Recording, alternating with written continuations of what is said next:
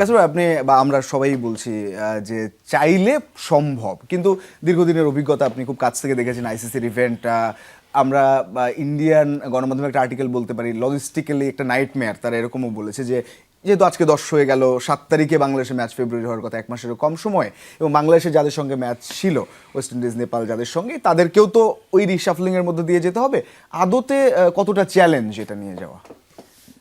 চ্যালেঞ্জটুকু আমি জাস্ট এই আপনার প্রশ্নের উত্তর আগে আরেকটা জাস্ট একটা জিনিস ক্লিয়ার করতে চাই। দেখুন, যে আপনি বললেন যে তারা চায় কিনা বা চাইলে সম্ভব কিনা, দেখুন তারা মুস্তাফিজকে সিকিউরিটি দিতে পারবে না এটা বলেছিল না, তো এখন তারা বলছে যে পুরো বাংলাদেশ দলকে সিকিউরিটি দিতে পারবে।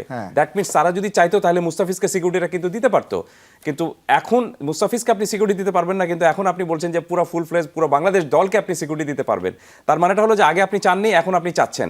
তো হিসাবটা ক্লিয়ার কিন্তু।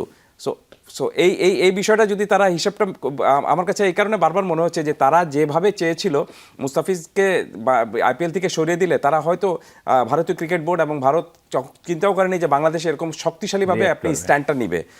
এই স্ট্যান্ডটা নেওয়ার কারণে এখন তারা, ভারত বুঝতে পারছে যে তারা একটা নো বল করেছিল এবং সেই নো বলেই কিন্তু আপনি তারা রান আউটও হয়ে গিয়েছে।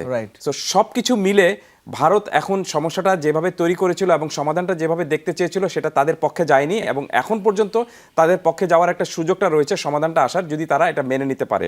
আর ফিরি যে ভেন্যুর কথা যেটা আপনি বলছিলেন, যে দেখুন ভেন্যু তো বাংলাদেশ তো এমন কিছু বলেনি যে এটার জন্য আপনাকে বিশ্বকাপের অন্য আরেকটা দেশে আপনাকে নতুন করে চিন্তা করতে হবে।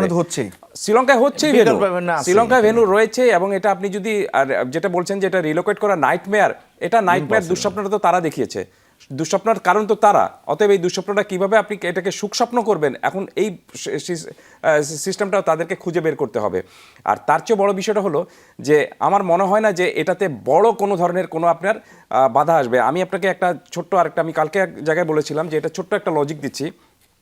আপনি যদি কলকাতা থেকে ইসের দূরত্ব ধরেন, মুম্বাইয়ের দূরত্ব ধরেন, সেই মুম্বাইয়ের দূরত্ব কিন্তু আপনার 2 থেকে 2.5 ঘন্টার মতো আপনার কিন্তু প্লেনে লাগে যাত্রাপথে। ঠিক একই রকমভাবে আপনি যদি কলকাতা থেকে কলম্বো ধরেন, আরও কম সময় লাগবে। তাহলে আপনি যদি চিন্তাই করতে চান, তাহলে মানে সমাধান করতে চান, তাহলে এই সমাধান ইজি করা যেতে পারে।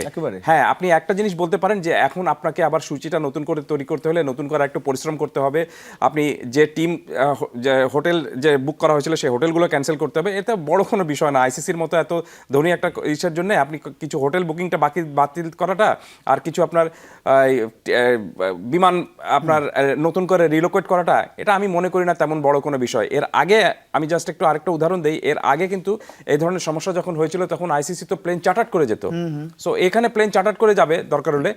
বিষয়টা হলো সেটা না, আপনি সমস্যার সমাধান কিভাবে করা যাবে সেটা আইসিসিরও ভালো মতো জানা রয়েছে।